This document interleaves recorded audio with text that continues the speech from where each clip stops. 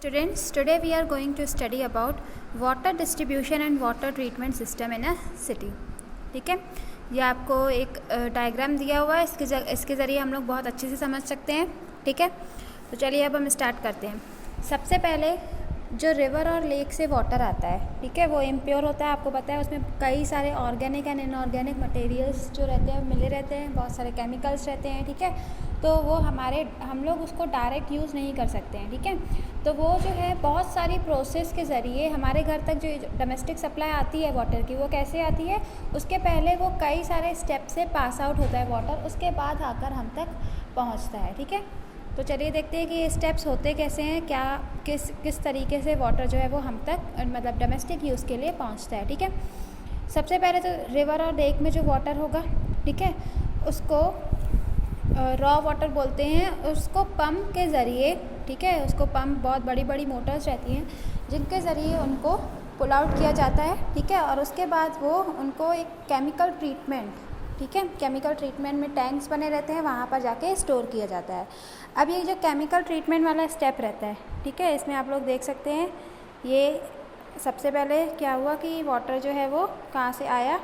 ठीक है, अब ये मोटर्स में गया, मोटर के बाद ये केमिकल वाला सेक्शन बना हुआ है, केमिकल ट्रीटमेंट वाला. ठीक है, इस केमिकल ट्रीटमेंट में ये बड़े बड़े से टैंक बने रहते हैं. ठीक है, यहाँ पर क्या होता है कि इसमें वाटर में जो मोटर रहती है वो बहुत ही बड़ी रहती हैं, तो वो जितने भी हैवी मटेरियल्स रहता है ना उसमें उसको भी मतलब जो रिवर और लेक में हैवी मटेरियल्स रहते हैं उनको भी वो पुल आउट कर लेती है. ठीक है, तो केमिकल ट्रीटमेंट में क्या होता है कि जो हैवी मटेरियल्स रहते हैं, ठीक है, उनको स्लज के फॉर्म में अलग किया जाता है. अब वो कैसे, जैसे कुछ जब भी कोई पार्टिकल्स जो कि वाटर की डेंसिटी से ज़्यादा उनकी डेंसिटी रहती है, मतलब वाटर से वो हैवी रहते हैं, तो क्या होता है कि कुछ देर आप उसको रख देंगे तो वो नीचे सेटल डाउन होने लगते हैं. जैसे अगर आप लोग पानी में पत्थर डाल देते हैं, छोटे छोटे से कंकड़ डाल देते हैं, उसको जब तक आप घुमाते रहेंगे तब तक तो वो घूमते रहेंगे, लेकिन जब आप उसको ऐसे ही छोड़ देंगे तो कुछ समय बाद आप देखेंगे वो नीचे सेटल डाउन होने लगते हैं ना, नीचे नीचे बैठने लगते हैं. तो उसी तरीके से स्लज को, ये जो केमिकल ट्रीटमेंट में जो टैंक्स बने रहते हैं उसमें क्या रहता है कि जो टैंक होते हैं उनमें जितनी भी हैवी इम्प्योरिटीज़ वाटर में प्रेजेंट रहती हैं उनको कुछ समय तक के लिए सेटल डाउन कराया जाता है. ठीक है, जब सेटल डाउन किया जाता है तो जो नीचे वाले पार्टिकल्स रहते हैं उनको हम अलग कर लेते हैं, उसको स्लज बोला जाता है, और ऊपर जो वाटर इकट्ठा होता है उसको फिर अलग कर दिया जाता है. ठीक है, मतलब कि उसको कुछ समय तक के लिए सेटल डाउन करते हैं जिससे कि स्लज जो है, जो हैवी इम्प्योरिटीज़ हैं वो नीचे सेटल डाउन हो जाए और उनको हम आसानी से रिमूव कर सकें. ठीक है, अब उसके बाद यहाँ से वाटर कहाँ जाएगा यहाँ से वाटर कहाँ गया, ये गया सैंड फिल्ट्रेशन टैंक में. ठीक है, इसमें 3 लेयर्स रहती हैं. सबसे जो पहली लेयर रहती है वो किसकी रहती है, कोल की. ठीक है, ये सबसे पहली लेयर कोल की रहती है.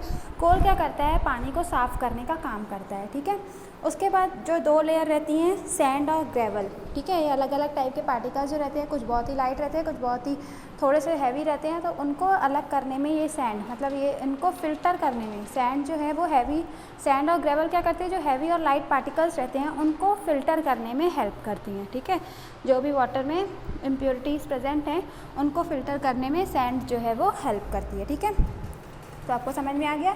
कोल क्या करता है, वाटर को साफ़ करने का काम करता है. ठीक है, और उसके बाद जो सैंड और ग्रेवल है वो क्या करती है, सैंड और ग्रेवल जो रहती है वो वाटर को फ़िल्टर करने का काम करती हैं. ठीक है, फिर फिर यहाँ से जो वाटर आता है वो फ़िल्टर्ड वाटर रहता है. ठीक है, यहाँ से जो वाटर पास आउट होगा वो फ़िल्टर्ड वाटर होता है और उसको हम क्लियर वेल्स में डालते हैं.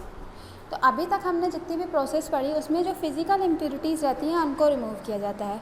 अब जो केमिकल जो वो इम्प्योरिटीज़ प्रेजेंट है, जैसे जर्म्स प्रेजेंट हैं, ठीक है, कुछ हार्मफुल बैक्टीरियाज प्रेजेंट हैं, उनको हम कैसे रिमूव करें.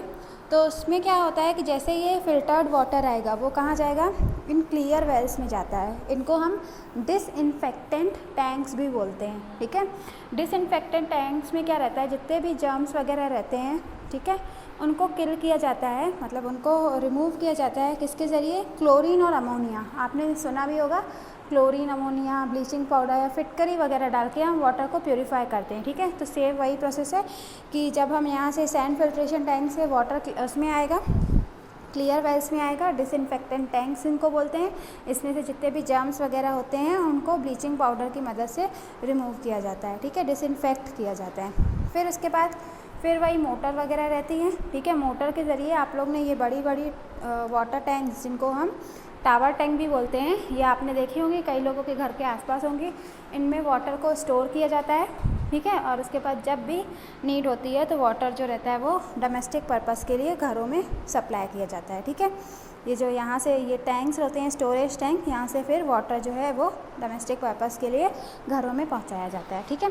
तो ये इतनी सारी पूरी प्रोसेस रहती हैं, ठीक है। वाटर किस तरीके से हमारे घर तक आता है, ये वाटर डिस्ट्रीब्यूशन और वाटर ट्रीटमेंट सिस्टम है सिटी का, ठीक है। तो सब चलिए एक बार और रिवाइज़ कर लेते हैं।